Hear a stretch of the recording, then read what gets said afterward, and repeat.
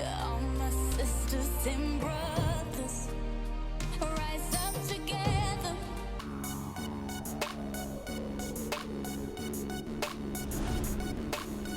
Welcome. My name is Brandon Gilpin, aka Showtime Brando, and I am a freshman, theater performance major here at Morehouse College. And I'm here to tell you a little bit about my school. Morehouse College was founded in 1867 in Augusta, Georgia. Then, in 1913, moved right here to Atlanta, Georgia, where we currently are now. Morehouse College is the only institution in the country that admits roughly 1,800 predominantly African-American young men into the freshman class.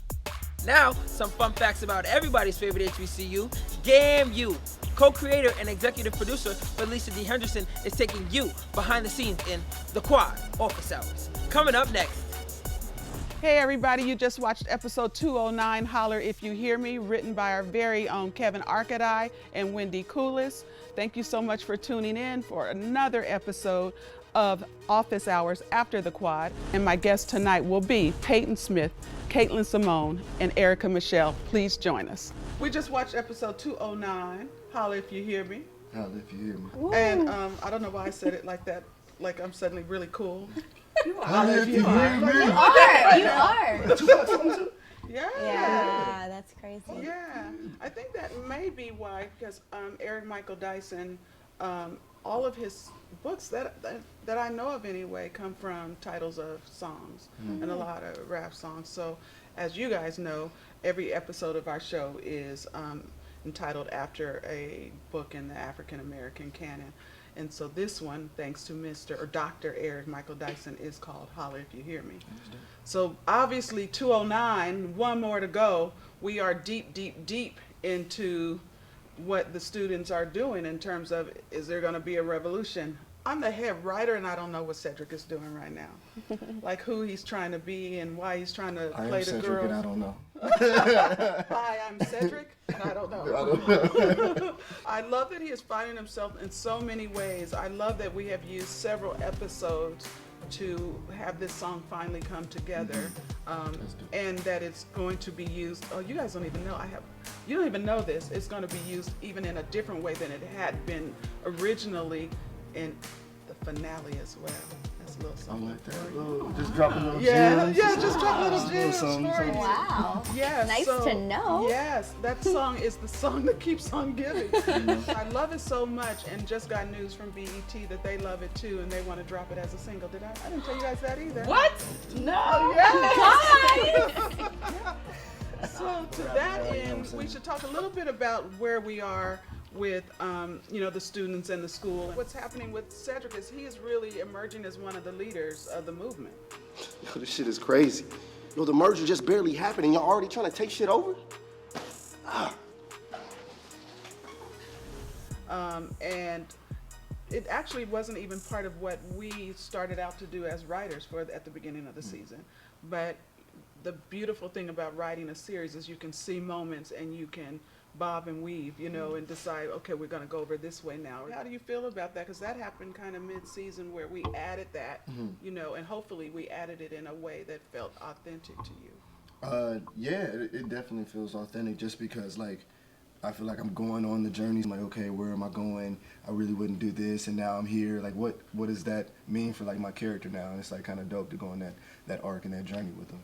What it also helped us to do is to be able to bring the music together with what the character's arc is. And why then the song, we kind of watched the song be created as opposed to we could have gone the easy route and let you guys go off and do what you do, and then and we came back with a song. And here's a song. It's all purposeful because he was so lost, with Chantel's death and not being able to solve the murder and just all of that being lost. Where am I going? What's going on in my life? And then all creative matters, if stuff crazy happens, then you get you can get more lost, or you can get shut down, or you can get writer's block. It's all writing, right? Sometimes that adds something a little to it when you don't exactly know, because that's what happens in real life. Yeah. Especially with my character, there's been times where I read through a script and I obviously didn't know something was coming, and I'm attached to the character now because we pretty much made this person. It's not like we're stepping into a book with a character that's already made up. We've made this person. So now I'm like, oh my God, no way. What is she doing? Is she really doing this? Oh my gosh. Let's talk about Rise Up Together. Thematically, the song comes from a place of, you know, the story we're telling, watching these students slowly but surely become activists. So tell us, because you couldn't get the script, what was the process for you guys?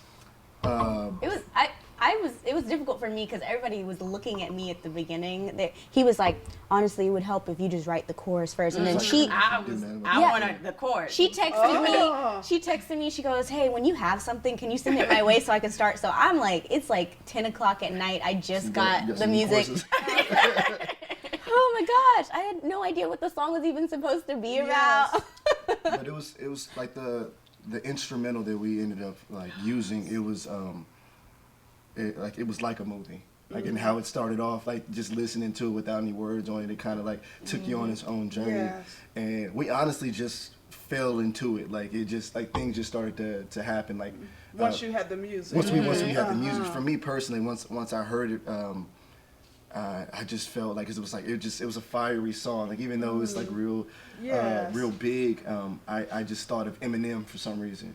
And so like I went and listened to a couple Eminem songs, and then I listened to Kendrick's All Right. Yeah. And so I kind of somehow tried to fuse that together, and that's where my first verse started that we didn't end up actually using. And I know that when we first got to the studio, I was like, I don't really know if Alicia won. I'm like, this is what I got. And then like I came in with my little couple bars, thought we were gonna figure it out, and then we had a hook, and it was pretty dope. And then this one comes in with like 4 pages of like bars, like straight bars. When I tell you, she came in with 3 songs, a man. whole song, and then so I think he had stepped out. Maybe he was working on something, and so I was sitting there next to her. I said, "Okay, so maybe we can just cut and paste and put it together. You have a bomb line here, awesome line here. Let's just." So in her verse, every single line is just amazing because we literally cut and paste all of these awesome lines and put them together. Really, that is how you work, though.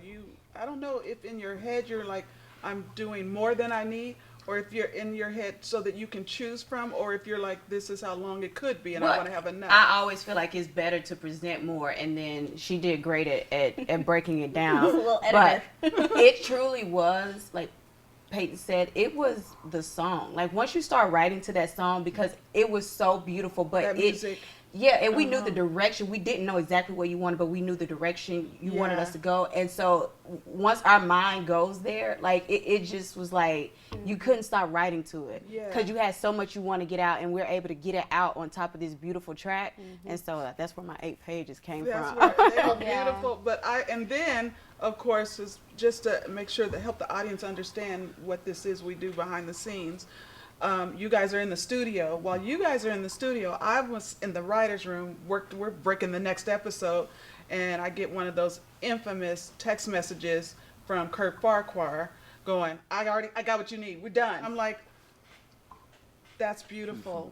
It's not it, but it is. And then I guess you walk in as I'm saying we got to go back. At the time I wasn't, but I'm glad that you scrapped what we had, even though it's fire, just so y'all know, wrote straight bars, but like it was fire. Crazy. But like I'm glad that we were pushed to that, because I know you guys like push each other in the writer's room to like go harder and just do better, and that's what happened. Like in the morning when I came, that first line came from me like not knowing what you wanted. Here we are, and people have heard this wonderful song, but they haven't heard any of it live. Yeah, go here and be, That's not the beat. No, Y'all be criminals, twisted up individuals with a gun in the bag, Claiming that we defended who? It ain't just y'all. We feel the rap too, but we ain't start to pay attention to Miss Bland made the news.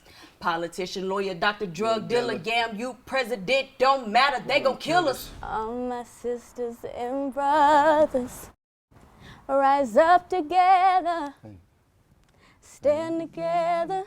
Oh no, through the bumps and the troubles, rise up together, stand together. Sisters and brothers.